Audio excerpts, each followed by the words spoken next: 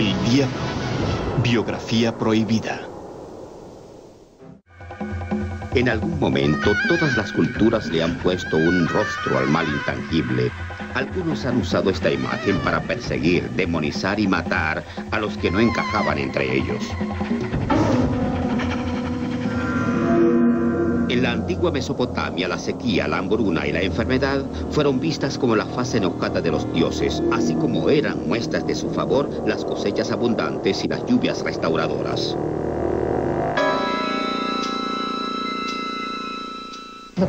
Los babilonios y los asirios tenían muchos dioses y diosas que se comportaban caprichosamente. A veces eran buenos, otras malos, otras bondadosos y otras crueles. Así que la bondad y la maldad residían en un mismo personaje. No separaban a los personajes que eran buenos de los que eran malos. El pueblo de Israel creía y veneraba a una multitud de otros dioses. Se suponía que no hicieran tal cosa. Los profetas de Israel les recordaban que habían hecho un pacto con Yahvé, el Dios de Israel, y que prometieron adorarlo solo a él. Pero a la mayoría de los israelitas no les parecía cuerdo ignorar a dioses que por siglos, antes de la aparición de Yahvé, trajeron fertilidad a la tierra. Cuando se tiene un mundo religioso complejo, no existe una sola figura del diablo, así como no existe un solo Dios. La responsabilidad por el desorden en el que estamos aquí en la tierra es compartida igualmente por todo un panteón de deidades que luchan y son arrastradas a batallas entre ellas. Más tarde, sin embargo, cuando el Dios de Israel se convirtió en el único Dios, la gente tuvo un problema teológico. ¿Cómo explicamos el mal? Y este es un problema que preocupa a la religión hasta nuestros días. Los israelitas lo atacaron viendo a Yahvé como todopoderoso. El mal que experimentaban era parte del plan de Yahvé y sobrepasaba la comprensión humana. El Dios del Viejo Testamento era un capataz cruel en las pruebas que imponía a quienes lo adoraban.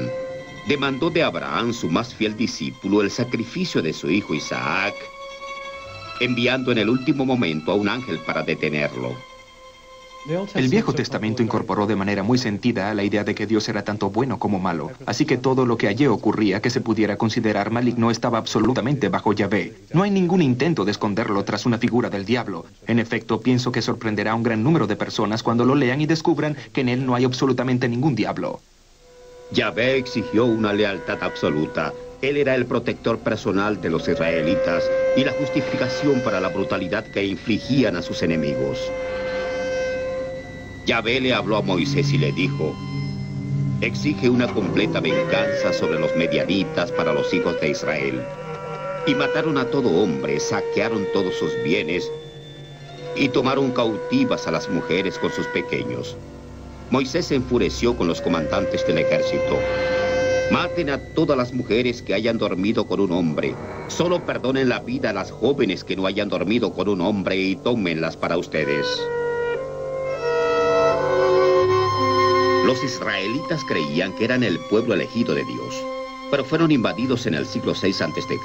y exilados de la tierra que Dios había prometido sería de ellos por siempre.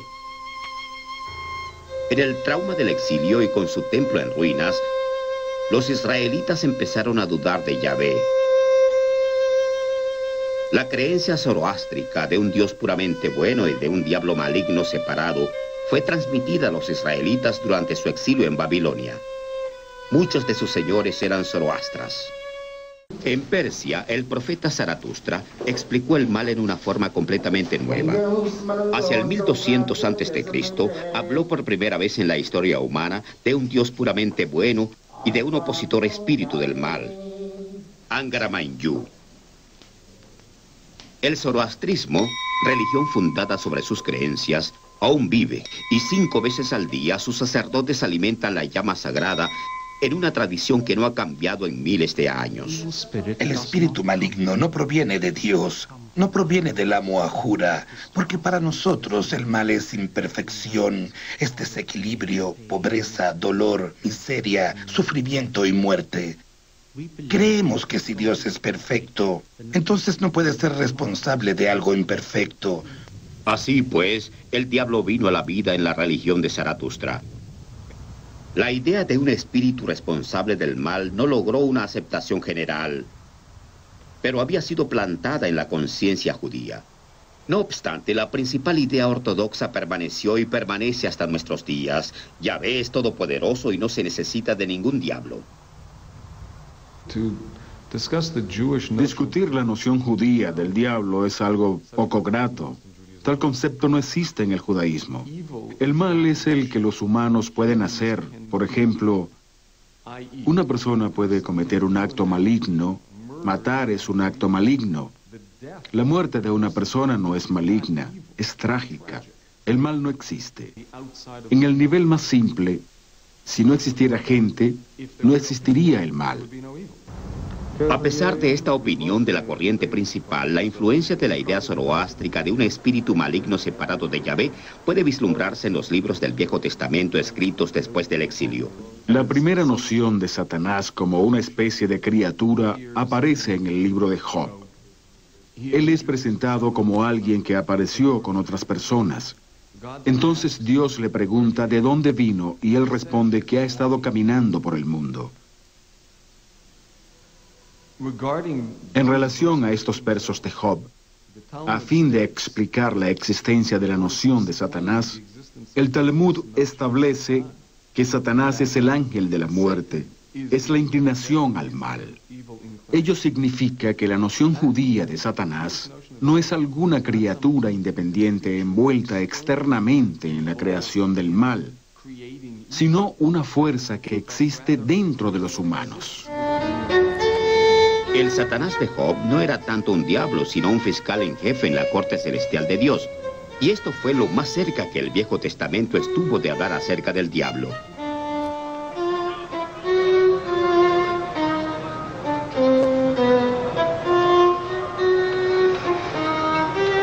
Pero en los siglos anteriores al nacimiento de Cristo, cuando nuevamente fueron invadidos, los israelitas fueron tentados por la idea del diablo una vez más. Hay 200 años entre el último libro del Viejo Testamento y el primero del Nuevo Testamento. Y fue en este período que nació el diablo, en un estilo de literatura llamada apócrifa, escrita por los judíos esenios, como una especie de reinterpretación de lo que les estaba ocurriendo en esos días.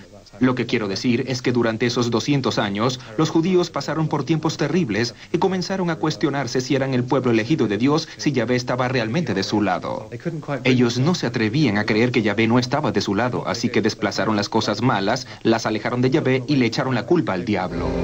La Biblia es un libro reescrito infinitamente, reescrito de acuerdo a las circunstancias del momento. Al volver al libro del Génesis y ver lo que sucedió en el Edén, pensaron, oh, hay una serpiente. Así que dijeron, oh, la serpiente, eso era el mal, eso era el diablo. En ese momento no sabíamos que era el diablo, pero ya nos dimos cuenta, nos volvimos sabios. Así que la serpiente se convirtió en el diablo.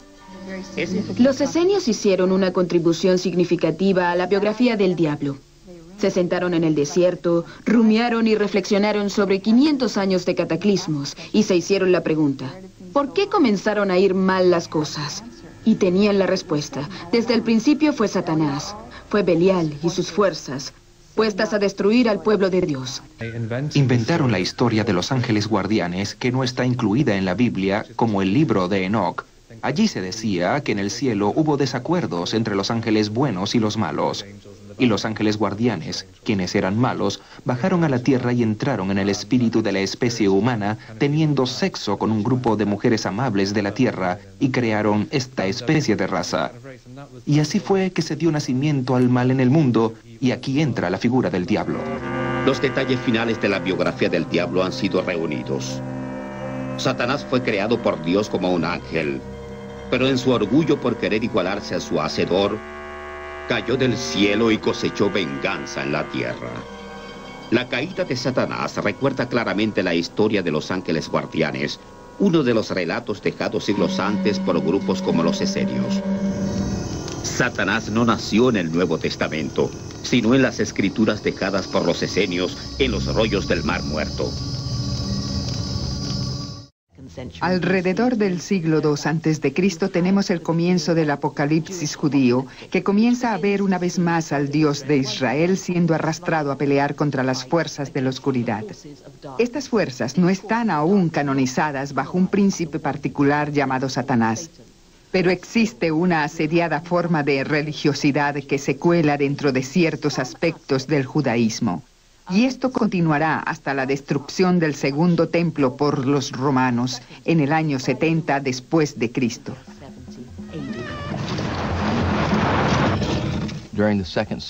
Durante el siglo II a.C., la secta de los esenios se separó. Ellos comenzaron a apartarse de la corriente principal de la vida judía. Establecieron una comunidad aquí en Qumran y un lento alejamiento los aisló de la vida judía. Uno de los fundadores de esta secta, el maestro de rectitud como fue llamado, aparentemente fue perseguido y pudo en verdad ser muerto dentro del recinto del templo, y esto parece haber conducido a una separación entre la comunidad de Qumran y la iglesia oficial del templo. También tenemos que recordar que incluso para los esenios que vivían en Qumran y que nos dejaron los rollos del Mar Muerto, no todos los judíos eran buenos. Algunos se vendieron.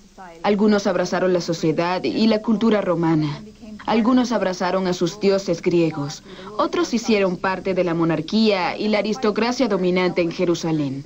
Algunos fueron bastante seculares y estaban lejos de la pureza de la fe, de acuerdo a los patrones esenios.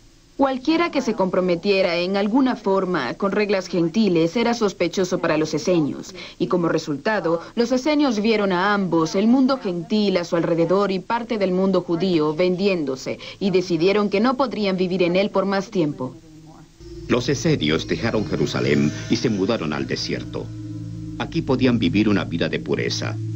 Los ángeles buenos podían bajar y morar entre ellos para protegerlos del mundo de Belial, uno de los nombres de Satanás, justamente más allá de las fronteras de su comunidad, donde los demonios y espíritus de la oscuridad acechaban para atacar a los esenios, quienes se consideraban a sí mismos como el verdadero pueblo de Israel.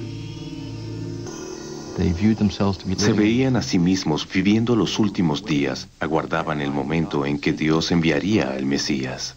Esperaban por ese día de redención de Dios cuando Él justificaría sus enseñanzas en contra de sus oponentes.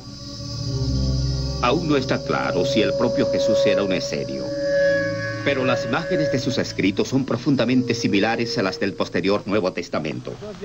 Si bien algunas sectas judías crearon a Satanás como reacción a la ocupación extranjera, el cristianismo lo hizo suyo rápidamente. Finalmente la comunidad judía se quebró. Había grupos muy grandes de gente que mantuvieron una conexión muy fuerte con la tradición rabínica. Y estaban otros grupos que intentaron detener el control de la autoridad rabínica y cambiar completamente la naturaleza de la vida judía. Aquí hay una terrible paradoja, porque en esencia el diablo, como el adulto maduro que se conoce en la cristiandad, fue la creación de un grupo de sectas judías, como los esenios, en el período entre el Antiguo y el Nuevo Testamento. Ellos inventaron al diablo como una forma de tratar su problema con el bien amado Yahvé. La corriente principal del judaísmo que continuó rechazó la idea. No se volvió parte del canon y esa corriente continúa creyendo que Dios es todopoderoso y que la maldad del mundo es parte de lo que ellos llaman una inclinación humana al mal. Los judíos no tienen una relación particular con el diablo y aquellos judíos que inventaron la idea se convirtieron en cristianos. Ellos fueron los que metieron al diablo en la iglesia cristiana. Los cristianos comenzaron a ver como demoníaca la iglesia oficial judía, la cual se rehusaba a aceptar a su Mesías. Estaban afianzándose las raíces del antisemitismo. Estos cristianos se sentían combatidos y amenazados. Es muy ominoso tener al pueblo de Israel diciéndoles: no pertenecen a nuestra gran tradición religiosa, son herejes, y comenzaron a demonizar a las otras personas. Por primera vez, los judíos fueron considerados encarnaciones del mal. Esto también ocurrió en el Evangelio de San Lucas, en el cual Judas Iscariote fue visto como la personificación de Satanás. Lucas nos dice que Satanás, uno de los diablos o el príncipe de esta hueste de demonios contra la que Jesús había estado combatiendo, entró en Judas y lo llevó a traicionarlo. En el Evangelio de San Juan, Jesús está diciendo a los judíos constantemente: ustedes son hijos del diablo.